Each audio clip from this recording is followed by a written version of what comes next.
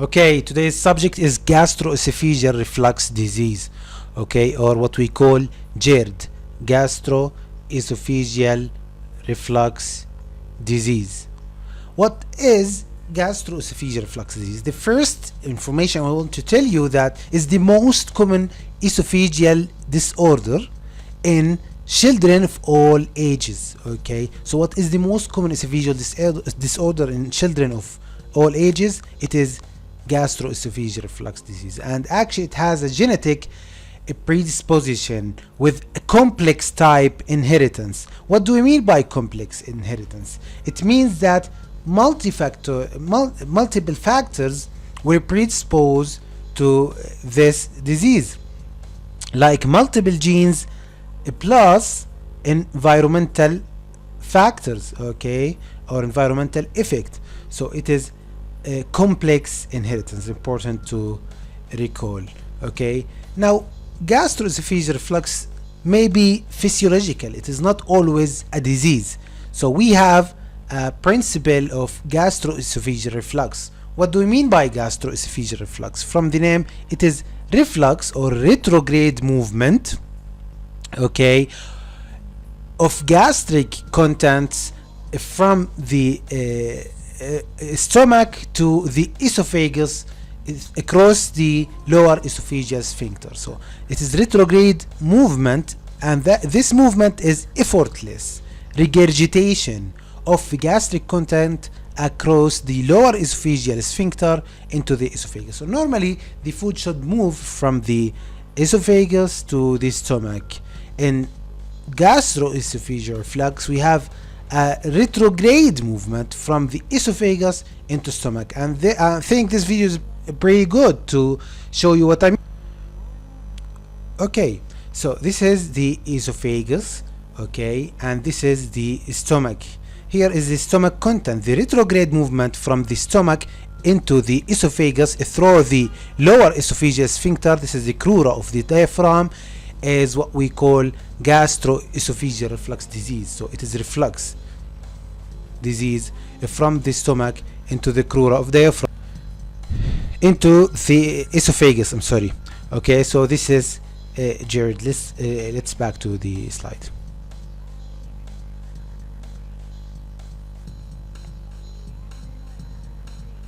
Okay, gastroesophageal reflux is a physiological process, okay, but if it is that frequent and persistency that it will cause some symptoms, then we have a disease of gastroesophageal reflux. So normally in infant, neonate, children and adults, we have gastroesophageal reflux that peaks at 4 months, okay, in infant, and resolve 80% of them resolve by the 12 months, and the rest, almost all of the rest, resolve at 24 months, not week, I'm sorry.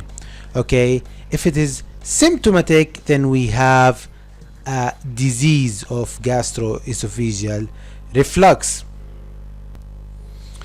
And the reflux of gastric contact in the esophagus may cause esophagitis as a complication, okay, and extra esophageal symptoms like respiratory symptoms and nutritional symptoms. So I said that if we have symptoms, then we have gastroesophageal reflux disease. Symptoms like what? Like symptoms of esophagitis, like choking and so on. I'm going to talk about them in details. And extra esophageal symptoms like respiratory and nutritional symptom. So in this case we have gastroesophageal reflux disease, which is a pathological process, not physiological process. Now let's start with the pathophysiology of gastroesophageal reflux disease. Okay, so multiple factors will predispose, or will multiple mechanisms will result in gastroesophageal reflux disease. The duration of esophageal exposure is very important to determine whether we will have gastroesophageal reflux disease or no.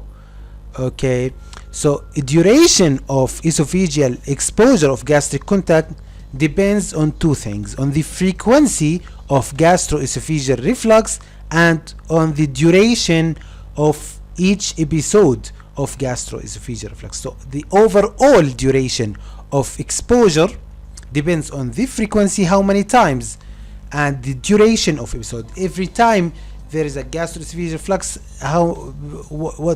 what time in details we have. Okay, what are the reasons behind a frequent gastroesophageal reflux?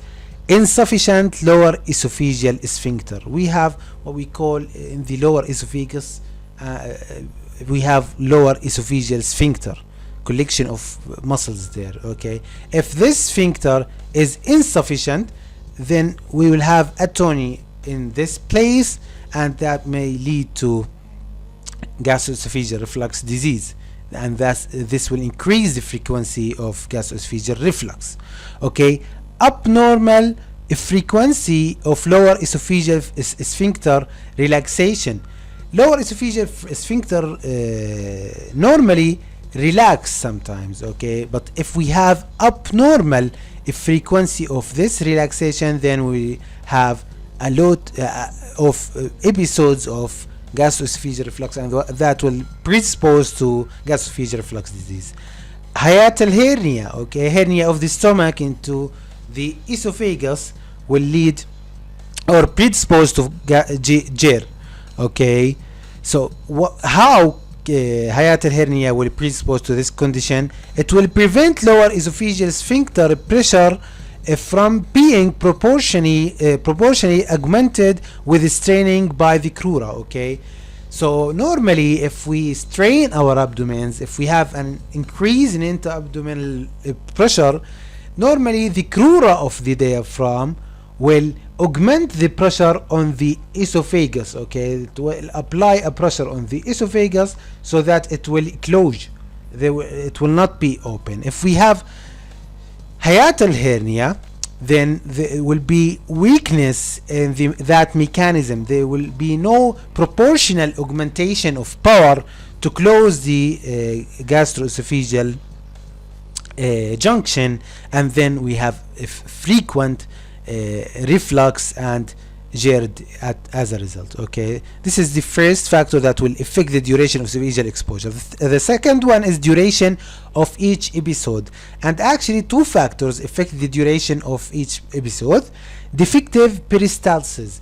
Peristalsis will help to empty the esophagus as soon as possible. If we have defective peristalsis, then the secretions and the food that is in stomach will not be emptied that fast, so we have a longer duration of gastroesophageal reflux, and this will be a risk factor for gastroesophageal reflux disease.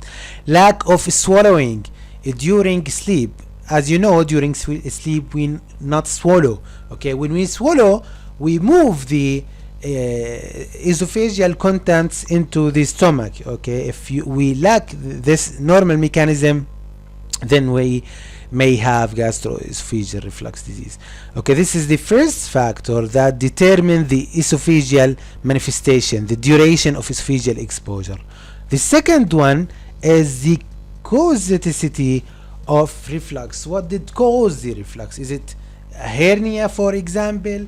Is it a tumor? And so on. Okay, so this is the second factor. The third one is the susceptibility of the esophagus to damage. So we have an effective material, the acids, the alkalines that are in the stomach, okay, that affect the esophagus. This is the first factor. The second factor, the cause of the reflux, and the third one is the susceptibility of the esophagus. Can the esophagus take care of all these materials that reflux from the stomach or not? Okay, so these are the three factors that determine the esophagus manifestations. Okay, now let's move on to talk about the sorry, the primary mechanism of gastroesophageal reflux disease. We have what we call transient lower esophageal sphincter relaxation. What is transient lower esophageal sphincter relaxation? It is simultaneous relaxation of lower esophageal sphincter. So this is the esophagus and this is the stomach. Okay, if we have simultaneous relaxation of lower esophageal sphincter and the crura, here we will have the crura of the diaphragm. If we have relaxation, simultaneous relaxation in this area, what we mean by relaxation, decrease the pressure by 0 to 2 millimeter mercury, okay, that lasts about 10 to 60 seconds at above 26 weeks of gestation. Then we have transient lower esophageal sphincter relaxation. Okay, so it is lack of power or relaxation of lower esophageal sphincter for how many time? 10 to 60 second. Okay, then we have lower esophageal sphincter.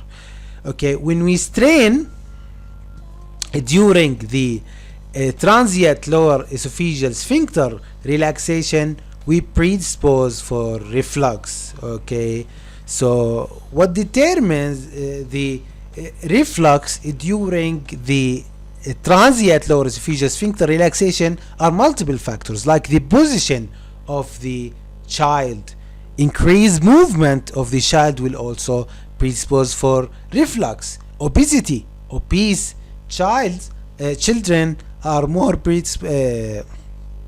prone to have reflux. Okay, large volume or hyperosmolar meals also is important predisposing factor for reflux. Hiatal hernia, as I said, increased respiratory effort. Increased respiratory effort will increase intra-abdominal pressure, and that will lead to reflux. So anything will increase intra-abdominal pressure, like obesity, like respiratory effort for asthma, COPD, and so on, like hiatal hernia, okay, like straining, will predispose for reflux. Also movement, position, and these factors all will predispose for reflux. Okay, if this reflux is high in frequency and symptomatic, then we have Gerd. And actually gastroesophageal reflux transient relaxation is the main mechanism of gastroesophageal reflux. Now let's move to the clinical manifestation of Gerd. Okay, I said that most of children or infant will relieve the symptoms of Gerd by 12 to 24 months. Okay, but after that the older children will have more chronic symptoms. The clinical manifestations of Gerd are divided according to the age of the child. Is he infant, okay, or older children, or and so on. Okay, so I want you also to pay attention that we have acidic gastroesophageal reflux disease, the most common and the most important, but also we may have other type of Gerd, like alkaline Gerd. Okay, and actually alkaline Gerd are important, especially in respiratory symptoms. Okay, now let's move. What are the symptoms in infants? The first symptom to be presented in is regurgitation, especially postprandially. The baby will regurgitate. Okay, signs of esophagitis, inflammation of the esophagus. The retrograde movement of stomach content into the esophagus will cause an inflammation in the esophagus. Okay, and signs of esophagitis like gagging, okay, irritability, shocking, feeding aversion. Okay, and as a result of these symptoms we will have failure to thrive, important symptom of Gerd. Also regurgitation, I told you, and the second thing is respiratory manifestations, very important. In infant, respiratory manifestations like obstructive apnea and stridor, and they are slightly different in older children. Now let's move to the clinical manifestation of Gerd in older children. We have also regurgitation, and regurgitation by time will diminish. Okay, will diminish with the age.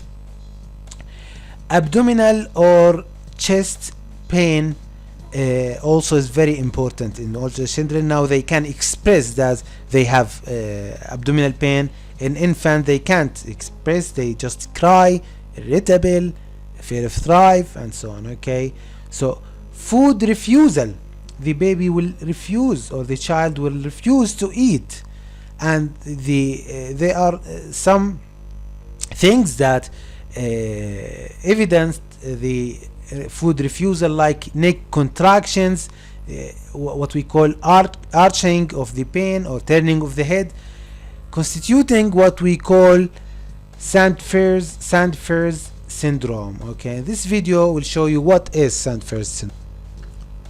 So here is the baby, the mother is trying to feed him. Okay, and notice we have arching of the head. This arching of the head is called Sandfer syndrome. Okay, Sandfer syndrome, arching of the head as a result of the pain that the baby suffer from eating the food because of his underlying Gerd. Okay. Okay, also we have respiratory symptoms in older children, like asthma, laryngitis, sinusitis. Notice that in infants we told that obstructive apnea and striders are the most important. In older children, asthma, laryngitis, sinusitis are very important respiratory symptoms of Gerd. Okay, so always remember to differentiate between infant and old children and symptoms of Gerd. Thank you very much for watching this video. See you in the next video talking about the diagnosis, the treatment, the complications of Gerd. Thank you.